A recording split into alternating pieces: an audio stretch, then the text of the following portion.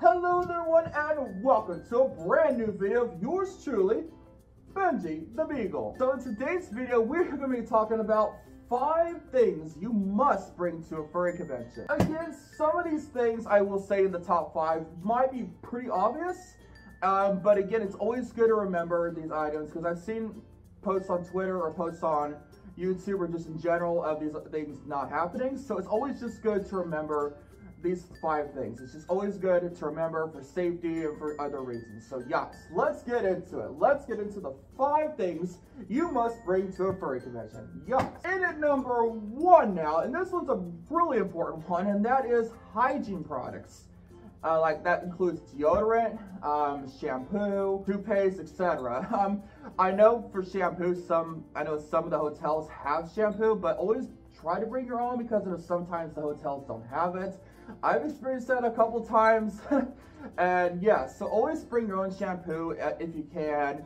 I know sometimes on a flight that it's hard to do that, but yes. Also, definitely always bring deodorant. It's so important to bring deodorant. And at number 2 now is just spending money. Let's say if you paid for the registration, you paid for the hotel, you paid for the flight or the car ride or everything. It's always good to have some extra spending money on hand in case you want to get some food or in case an emergency comes up. It's just important to have that in general because you never know what is going to come up. So yes. And at number 3 now is water and liquid IV. So it's always important to have water on hand when you're first shooting at a furry convention. Like that's like no said. Like always have water. Like try not to drink like those things will dehydrate. Like not to have a lot of soda or a coffee. I will admit I love my soda, but even when I'm at a furry convention, I do try to stick to a lot of water. So, but yes. Also liquid IV because like water will help you hydrate, but liquid IV or Gatorade. Personally, I would prefer liquid IV because that can actually boost your electrolytes. That will help you with that, yes. And at number 4 now is having a phone on standby for emergency reasons. I know it's 2024, so most likely there will be a phone nearby. But it's always just important to have something like that, or just anything in general for an emergency reason. Because in case the worst of the worst happens, you want to make sure you have a phone or something like that on standby to make sure you and your people are safe with you. And now on to the fifth and final thing you must bring to a furry convention, and that is of course a positive attitude, a caring attitude.